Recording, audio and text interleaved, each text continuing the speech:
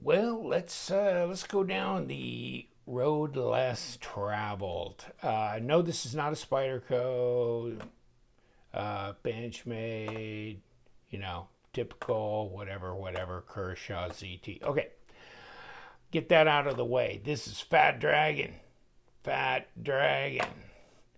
It's revolutionary. It is CR12 MO1 V1 blade steel. If you look that up and if you want to spend a lot of time going through elementals and comparisons and stuff, you can do that.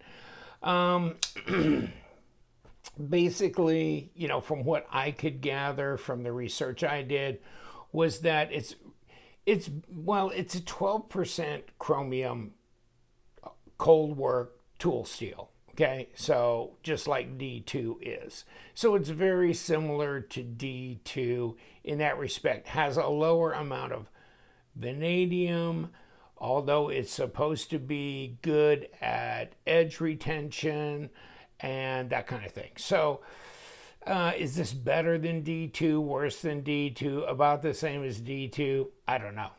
I don't know. And part of the reason that I'm not that concerned is because it cost me $36.99. Okay? So they come in different colors, with a black blade, without a black blade, that kind of thing. And so that's what I did. I got mine on AliExpress. Okay? And then you wait for your next 3 birthdays and then it'll finally show up. It says here, and this also is repeated in one of the online things about it: high carbon, high chromium, cold working die steel, that kind of thing, high hardenability, wear resistance, that kind of thing. So I think also it's got pretty good toughness in it. So, and I didn't buy this for the steel. It could have said D2. It could have been VG10, AUS8, whatever. I got it because I've kind of got into the Fat Dragon series of knives, and this one is titanium, okay, and it is M390. And I had the Fat Dragon. This is the Fat Dragon Rich and Fertile. Then I've had the Fat Dragon Fertile Soil. And then I had the Fat Dragon Dead Silence. And one of those, all 3 of those that I just mentioned were M390. I had one of them tested. It's M390. And I believe the Rockwell was 60.2. So not bad, really. I mean, a lot of M390 don't hit 60. That was 60.2. So what is this for Rockwell? I don't know, but I'll bet it's M390. And then, this is the Black Iron Cavalry. This is also like these Mokutai or Zermaskus. I think it's Mokutai inserts in them. And this is CPMS 110V. Okay. And Black Iron Cavalry. So this is interesting. As you can see, a little place for tritium inserts on it. They give me one there. One there. Where else is there? Ooh, tritium insert, tritium. So there's 4 different places you could put it on this knife. That's pretty insane, actually. But so this is the Black Iron Cavalry. I don't have my Fertile Soil or the Dead Silence anymore. But so I've just got these 3. I've got another one on the way that's about this price range. Okay, so this one's a reasonably decent sized knife, and it's aluminum. Okay, it's aluminum scales. This is a wire pocket clip, kind of deep carry affair, right hand only. Let's check. Oh, let's not check with that. Let's check with, we got number 8 here. Do we have a number 8? That's a number 7. That's not helping us any. Let's see if this is a number 8. And this is a number 8. Okay, so No, these are not number 8. These are number 6s here.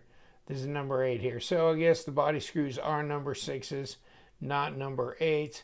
Feels pretty light, pretty decent sized knife.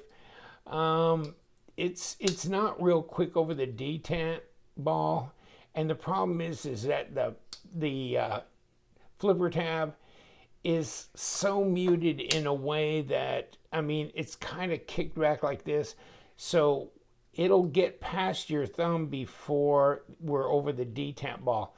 So it's tricky because you don't want to be too cavalier and let it swing around, because the blade's going to hit you, okay? And it will cut you if it does that. So you want to be, you know, kind of just point the blade down a bit and you can let it swing in that case. It's got a nice drop to it though, and it's not centered. And why is it not? Okay. Probably because I got something moving on it.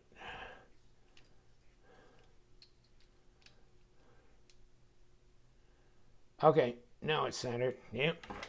Okay.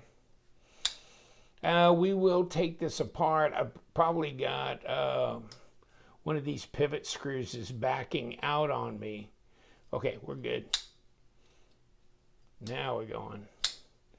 And that happens every once in a while. It's not every knife that does that.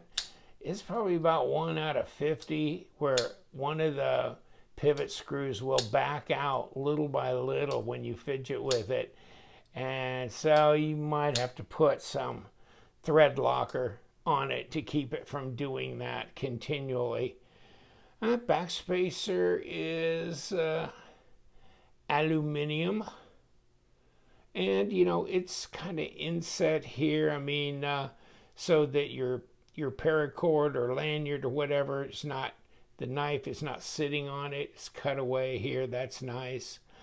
It goes in and out of the pocket fine. I've carried it several times. Detent is really where it needs to be. It's not unreasonable. Yeah, okay. I was trying to fail it there, but okay, no. So it's good. I mean, you can make it a little bit more aggressive when you don't really have a lot of other options. I guess you can side band this one. You could get your finger from behind and kick it open if you want. But it doesn't have any cutaways or anything on the blade that make that easy to do. But it's not too difficult. And so I guess there's a good reason for the detent to be where it is and not really any stronger. The design flow is good. Right into here and right over here both ways. It looks pretty good. We will take this apart. It looks like it's got pretty decent blade stop in there. Blade play, lock rock, got none of that. Where's my lockup? That looks pretty healthy there. Probably 35% at least on the lockup. Maybe close to 40. Kick this. 12.2 millimeters at 0.48, so not that thick. 0.15 on the blade at 3.8, so almost 4 millimeter blade stock. All right, and it's a decent sized knife. Oh, which is another thing that attracted me to it. It's, 4 inches down there to the bottom of there. You start moving up 3 3/4 at the shortest amount, and anywhere from 96 to 100 millimeter blade length. And the cutting length is really pretty much the full length of the blade here. Overall length, though, is only 8.5. So it's not like a 9-inch knife or anything at 21.5 centimeters. So it's bigger than a PM2. If you got the PM2 handy, you can see, it's a longer blade. It's longer overall. Not by a whole lot, but by some. And what does it weigh? And let's put it right here.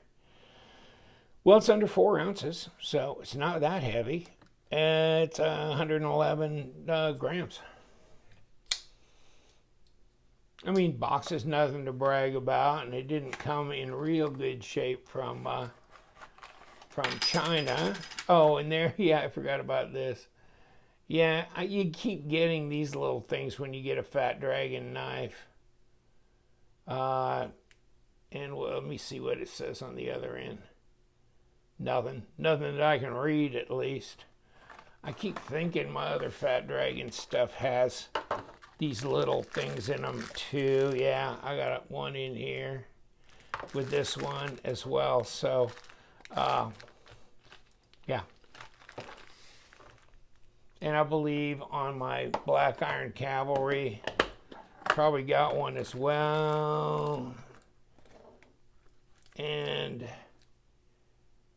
yes, I do, right here. So, what does that say? Black Iron Cavalry. So I've got those little tabs on every one of them. Let's say ergos. Well, this is kind of weird to hear. So I don't know that they needed to do that. I think they could have brought this across and met it over here. I don't know that there was a reason to do this. I mean, I can, it's kind of hitting me midway like that. It's not uncomfortable necessarily, but I don't know that this was needed in here for any particular reason. Okay, there's your back spacer again, how that rolls around, and we will disassemble it to kind of check it all out. And of course, it does have jimping up here. Kind of an area maybe where you can go forward on the knife. And let's see if it'll cut anything. Okay.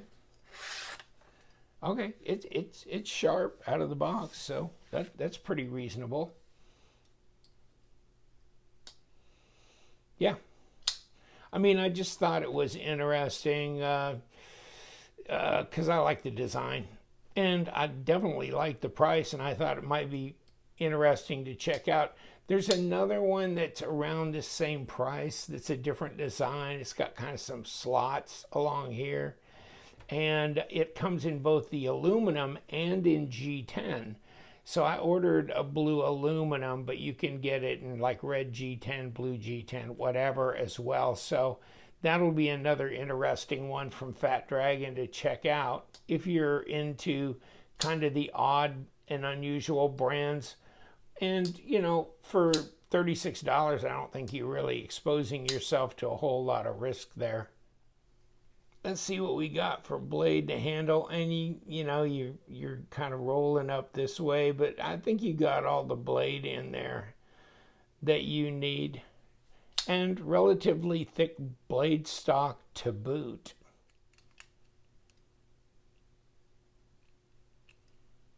Well, that's turning just a little bit, but not much. So let's try this side. Okay. So this is the lock side. I imagine maybe we've got something over on this side. Well, looks like we might have a little flat spot here. And so this wasn't going to turn regardless. Now, where's my number 6? Okay.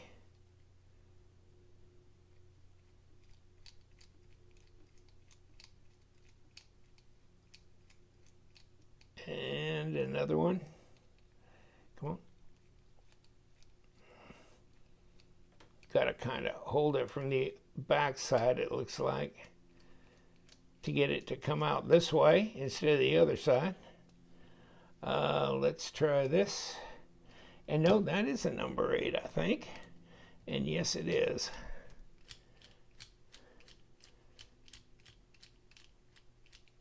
Okay. So interesting they did that. It's probably a number, is this a number 6? Is that number 8? Yeah, okay. That's kind of strange.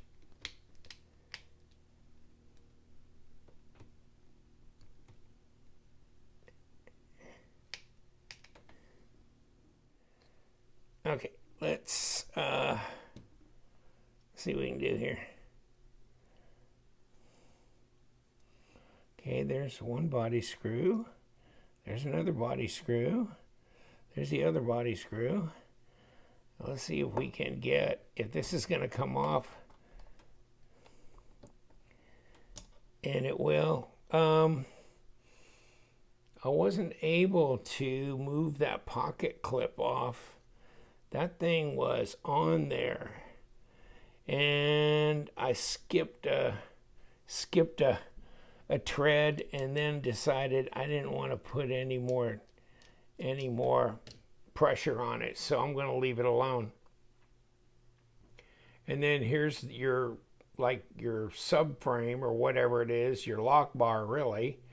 It's not subframe, but it's a lock bar. And that's where it's attached as well. And so that pocket screw helps hold that entire liner with lock bar in place. Looks like a little squared off area right there. We've got just regular bearings in there and some kind of a little thicker type of lubrication on that. And push this out the other side. And okay.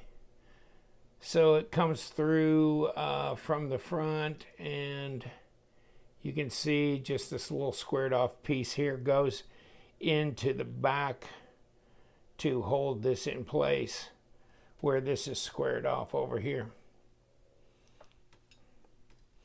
And of course there's your blade stop. Here's your back spacer. And here's your little, insert as far as this goes. And of course these screws are holding that. So this is probably, so the aluminum, not magnetic, but then they put the steel in here for the lock bar and also on this side as well. Okay, for reinforcement, etc. Also for the pivot and the stop pin. All right, here's this one disassembled. These are your body screws, that are number 6s up here that go to the top. And then this one is a number 8, goes back in here. Here's your pivot. And interesting, while I was cleaning this area out, that I got this little shim out of here. So the shim went in this side, but I didn't see a shim on the other side. You can see right that. Just got it on the one side. Interesting. We'll put it back together the same way to see how that goes. And then there's your bearings, of course, and your blade stop. So we want to come through from this side, of course. And we will eventually want the flat spot, to turn around and face back to fit into that back liner. And here's this. So here's the stop. We want to put some bearings there. And they're not ceramic, but I don't care. That's not a real big concern for me.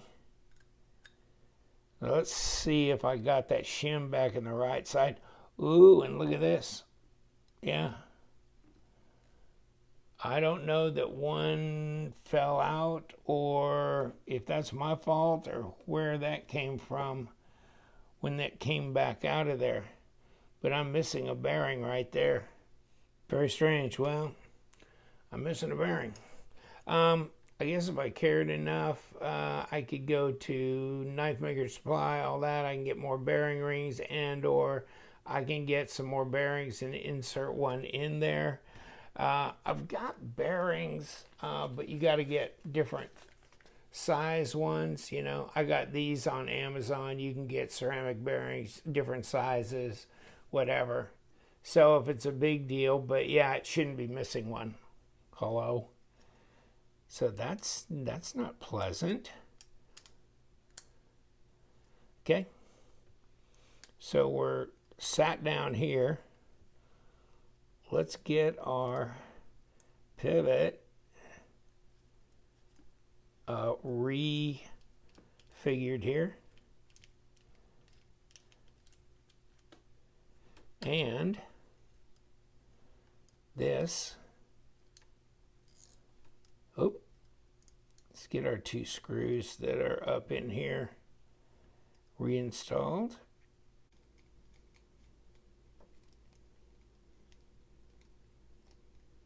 And this here,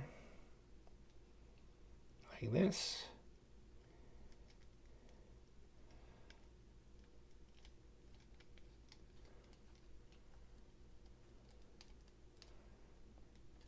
Okay, that's good. And that's good. Now we got a number 8 here that we need to put in the back. Come on.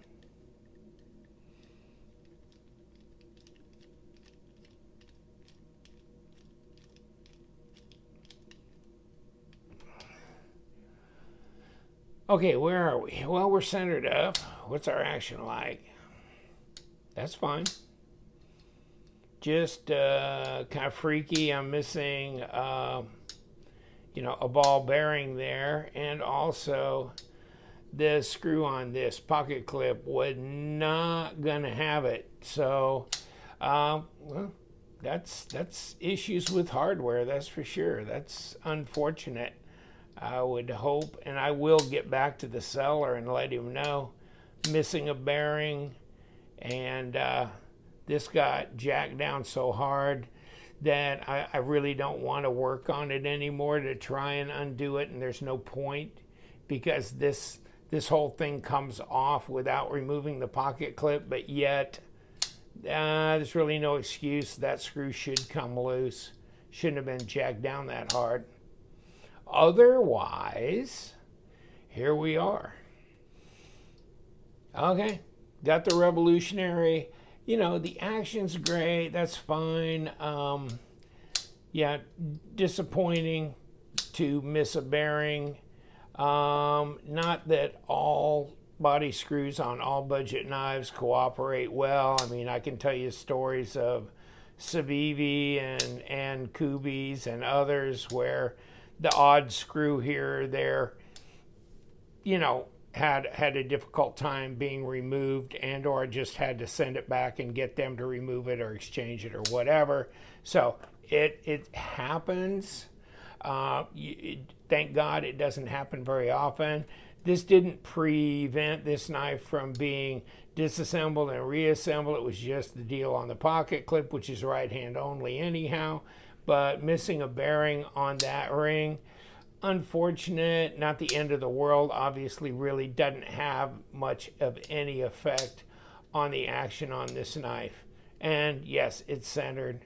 So just thought I'd put it out there. I'm into the Fat Dragon thing, and so yes, I'll be looking forward to seeing what else they come out with, and I guess maybe more the high end, but I'm kind of got my eye on their budget line as well.